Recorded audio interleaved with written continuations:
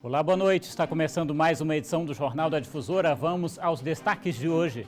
Chuvas na capital maranhense já registraram quase 80% da média histórica para este mês. Em Imperatriz, bombeiros resgatam crianças de escola alagada com ajuda de corda. Temporal abala a estrutura de pontes em bairros de Caxias. Em uma delas, o asfalto cedeu e parte do equipamento desabou. Funcionária pública denuncia ter sofrido discriminação racial em loja de shopping da capital. E ainda segue até sexta-feira etapa da campanha de vacinação contra o sarampo. O Jornal da Difusora já está no ar.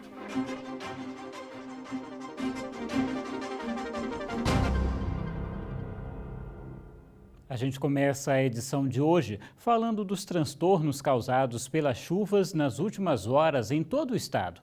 Aqui na capital, até esta terça-feira, foram mais de 330 milímetros. A coletiva foi conduzida pelo comandante do Corpo de Bombeiros, Coronel Célio Roberto, que deu detalhes sobre os transtornos causados pelas fortes chuvas em todo o estado. Nas últimas 24 horas, choveu em Imperatriz cerca de 112 milímetros. Em São Luís, essa medição varia de região para região, mas somente na área da cidade operária choveu em torno de 147 milímetros. Nas duas maiores cidades do Maranhão, ruas se transformaram em rios. A água chegou a invadir várias casas. Muitos carros quase ficaram submersos. Outros até boiaram devido à forte correnteza. Uma infinidade de prejuízos. O nosso trabalho ele tem sido feito, que começa com esse planejamento que a gente faz. Também não é só isso, nós fazemos capacitação nos municípios, de forma que a gente prepare os municípios para enfrentarem tanto esse desastre natural em relação às chuvas, como outros que porventura venham a acontecer, e são os dois principais que nós temos no nosso estado. É o período chuvoso e também o período de estiagem, que eventualmente provocam danos para o meio ambiente, para as pessoas, com excesso de chuvas, trazendo aí famílias desabrigadas e alguns danos, né, para os municípios, mas também no período da estiagem a gente tem o efeito das queimadas. Na capital, até esta terça-feira, choveu aproximadamente 330 milímetros. Isso equivale a 77% da média histórica para o mês de março. Na cidade de Trizidela do Vale, 3 famílias ficaram desabrigadas. Em Pedreiras foram 9 famílias e em Imperatriz, 11 acabaram também ficando desabrigadas. De modo geral, as chuvas geram mais transtornos em cidades próximas ou cortadas por rios, que nesse período acabam tendo os níveis elevados. Foi exatamente o que aconteceu nos municípios afetados. Na oportunidade, o Corpo de Bombeiros afirmou que recebeu os alertas de fortes chuvas previstas para o estado e que conseguiu retirar algumas pessoas de áreas consideradas de risco, como medida de prevenção. Em todos os locais mapeados como de risco aqui em São Luís, a Coordenadoria de Proteção e Defesa Civil ela cuidou de fazer, né, previamente o deslocamento dessas famílias. Pois é, em Imperatriz houve pontos de alagamentos por toda a cidade. A água invadiu até uma escola municipal e foi preciso auxílio do Corpo de Bombeiros para retirar as crianças das salas. Quando a água baixou, mais transtornos ficaram visíveis. Erosão, trecho onde a água levou mais tempo para escoar e congestionamento, que atrapalhou até a passagem de veículos em atendimento de urgência. Na BR-010, a buraqueira na ponte sobre o Riacho Cacau prejudicou o trânsito. Problema antigo, segundo quem passa por aqui todos os dias, e que piora a cada chuva. Não tem como a gente sobreviver num negócio desse. Você sai para ir bem ali, passa o dia quase todo para ir e voltar. Essa ponte está com mais de 5 anos que está desse jeito. Todo dia você tampa um buraco na mesma hora, abre de novo. Então, aí fica desse jeito aí, todo mundo parado, né? Foi uma manhã de terça-feira de muito trabalho para se livrar da sujeira deixada pelos alagamentos. Na Pedro Neiva de Santana, o serviço foi realizado pelos agentes de limpeza. A manhã de terça também foi para recordar algumas cenas. Ainda durante a chuva de ontem, os alunos e servidores aqui da Escola Municipal Giovanni Zani enfrentaram momentos difíceis. A água alagou toda essa área aqui e invadiu a escola. Os estudantes foram retirados com a ajuda do Corpo de Bombeiros e a alternativa foi levá-los para o outro lado da rua e abrigar no Colégio Militar Tiradentes. Este vídeo mostra a água entrando pelo portão, alagando o pátio e a situação que ficou na rua entre as duas escolas. O morador de uma residência próxima flagrou as crianças sendo retiradas, apoiadas em uma corda. Cerca de 200 estudantes estavam na escola quando a água chegou nas salas. A aula de terça-feira foi cancelada para facilitar a limpeza. O Lucas estava na hora do sufoco. Começou a entrar água por debaixo do portão e como não tem como escoar, ela foi ficando aqui dentro da escola. E aí foi entrando dentro das salas, a gente começou a colocar os alunos em cima das mesas, né, para não ficar pisando nesse molhado, nessa água suja. E aí com a ajuda dos bombeiros a gente conseguiu atravessar todos os meninos em segurança. No centro da cidade, comerciantes calculam prejuízos provocados pelo alagamento na Avenida Getúlio Vargas. Sufoco mesmo. Aqui, com certeza, esse imóvel aqui, nenhum não vai prestar mais, porque estão tudo fofo, já a água passou por debaixo. Aqui onde foi o sufoco grande mesmo, todo mundo com rodo, botando água para fora. Eu já estou com mais ou menos de 7 a 8 anos aqui na Getúlio Vargas, só vi limpando um bueiro aqui, uma vez aqui, durante esses 7 a 8 anos que eu estou aqui. Aí um período de chuva desse aqui, se a pessoa não estiver dando uma manutenção, pelo menos limpando um bueiro desse, acontece o que aconteceu ontem, tá entendendo? Sobre os buracos na BR-010, o Departamento Nacional de Infraestrutura de Transportes, o DENIT, informou que já acionou a empresa responsável pela manutenção do trecho para a recuperação da capa asfáltica sobre a ponte do Rio Cacau. Já em Caxias, o temporal abalou a estrutura de 3 pontes entre os bairros Vila Arraiz, Arias, né, eu acho que é isso, e também Matadouro. Veja só. A chuva levou quase todo o material que ficava na base desta ponte, localizada na Avenida Vilarias. A fundação da estrutura de concreto ficou visível, o asfalto cedeu e a cabeceira da ponte começou a cair. O local ficou intrafegável. 3 pontes entre a Vilarias e o bairro Matadouro tiveram suas estruturas abaladas por conta das chuvas.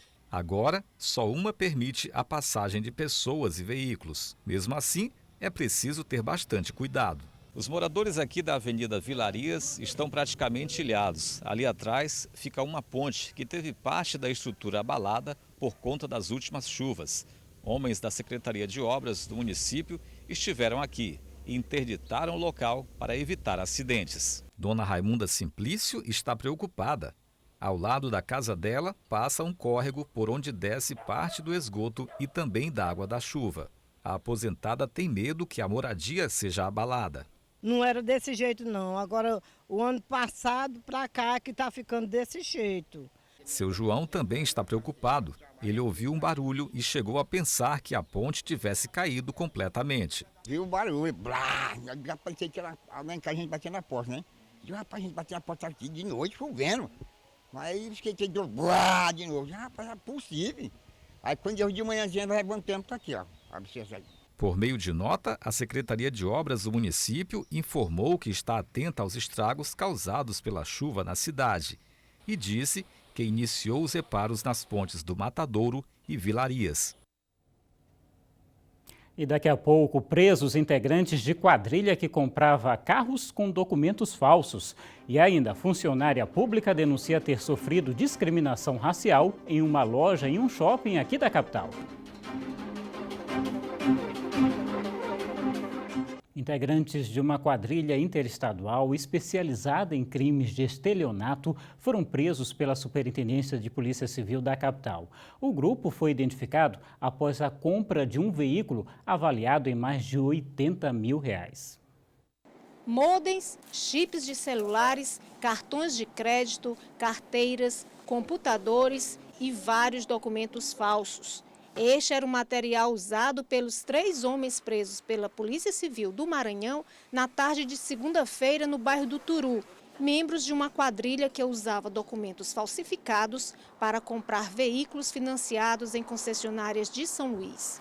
Os 3 homens detidos são de Imperatriz e foram presos depois de efetuarem uma compra de um veículo no valor de R$83 mil, usando o nome de uma mulher que mora em Brasília, o que aumenta as suspeitas da polícia de que a quadrilha atuava em outros estados do país. Eles se utilizavam de documentos falsos, os que nós já identificamos são documentos de pessoas de outros estados, né? Se dirigiu à concessionária, informavam que eles queriam negociar o veículo por meio de pagamento de boleto bancário, que seria pago através de empresas.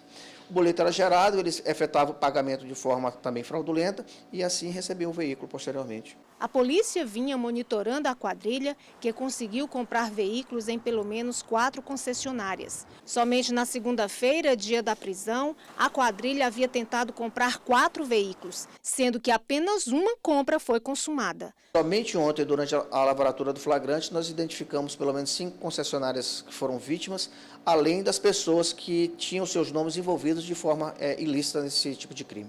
As investigações seguem em busca de outros integrantes da quadrilha, além de identificar vítimas e as cidades onde foram praticados os crimes. Agora veja só, você já foi ignorado ou sentiu na pele discriminação racial ao ser atendido em uma loja? Aqui na capital, uma funcionária pública denuncia ter sido tratada com indiferença em uma loja de sapatos e acessórios de um shopping center. O caso está sendo acompanhado pela Comissão da Verdade da Escravidão Negra do Brasil na OAB Maranhão. A situação ocorreu no último dia 21 de fevereiro em uma loja dentro de um shopping center no bairro do Turu. A funcionária pública se sentiu constrangida e desrespeitada com a postura das vendedoras do estabelecimento. Me dirigi até uma vendedora e a vendedora veio, eu falei o que eu estava procurando, né? E ela, logo após, chegou um casal e esse casal chegou bem vestido. Eu estava de roupa simples, que eu estava saindo de uma clínica de estética, suada, com cabelo black, bem black, meu cabelo estava. E eu fiquei só olhando as sandálias, né? E ela foi atender o outro casal que chegou, com um poste bem arrumado, um casal bonito. E eu me senti, até o momento, tudo bem. Enquanto eu estou procurando, eles chegaram, talvez foi isso. Mas eu me dirigi ao outro lado da loja e fui ver umas outras sandálias. E lá também eu chamei uma outra vendedora e fui tratada da mesma forma. Assim que esse episódio aconteceu, a Bárbara, muito triste, entrou em contato com a Gabriele, que estava em outro estado, e compartilhou com ela todo esse constrangimento vivido. Foi a filha que incentivou a mãe a buscar os órgãos competentes e a procurar as autoridades policiais para denunciar o caso. A Gabriele também decidiu fazer uma reclamação via rede social da loja, mas acabou sendo ignorada. Foi aí que a jovem resolveu fazer uma postagem expondo toda a situação. Para a surpresa dela, muitas outras pessoas se manifestaram dizendo que já haviam recebido tratamento parecido ou até pior das atendentes da mesma loja. A gente não pode aceitar esse racismo velado que está muito presente, enraizado, e as pessoas elas precisam aprender a respeitar o outro, né? Não julgar pela aparência, pela cor. E aí, para nossa surpresa, ao invés do estabelecimento nos procurar e agir como profissionais, eles nos bloquearam e falaram que a gente anda difamando, fazendo injúrias, sendo que a única coisa que a gente quer é respeito, porque é isso, essa briga é por respeito. A Comissão da Verdade da Escravidão da Ordem dos Advogados do Brasil, Seccional Maranhão, está acompanhando toda a apuração do caso e prestando assistência à vítima. Racismo é crime e pode fazer com que o autor ou os autores parem atrás das grades. Com pena de prisão há 1 a 3 anos, também com multa, ele também pode ser penalizado administrativamente e também civilmente junto à consideração do crime, tendo em vista que o racismo ele é um exercício tecnológico de poder, onde diz que a pessoa pode ou não estar naquele determinado lugar, ou então ser ela ou não uma vítima preferencial da violência. Com a denúncia, o intuito de Dona Bárbara é fazer com que ninguém passe mais por um constrangimento desse, que ninguém seja mais alvo de preconceito em razão da cor da pele ou mesmo pela forma como se veste. Em tudo que sentiu preconceito, em tudo que se sentir prejudicada desse racismo, que vá e procure seus direitos, procure as autoridades, procure a imprensa, externe isso, porque a gente não pode ficar com isso guardado dentro da gente. A gente tem que externar e dar um basta nesse preconceito. Pois bem, a loja Santa Lula, localizada em um shopping no bairro do Turu, aqui em São Luís, disse que o caso já foi repassado para o jurídico da empresa. E daqui a pouco, a Justiça autoriza a saída temporária antecipada de 568 apenados para o período da Quaresma. E ainda segue até sexta-feira a etapa da campanha de vacinação contra o sarampo.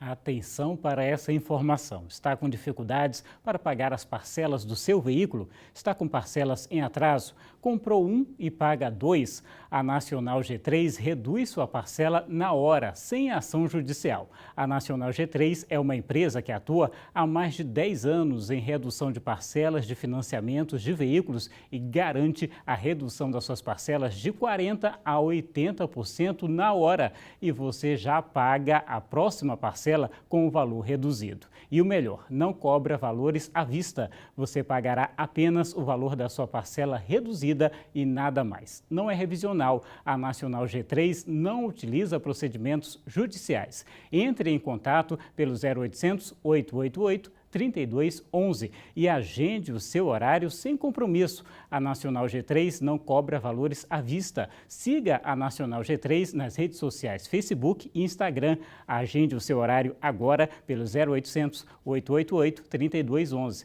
Não é revisional, é Nacional G3.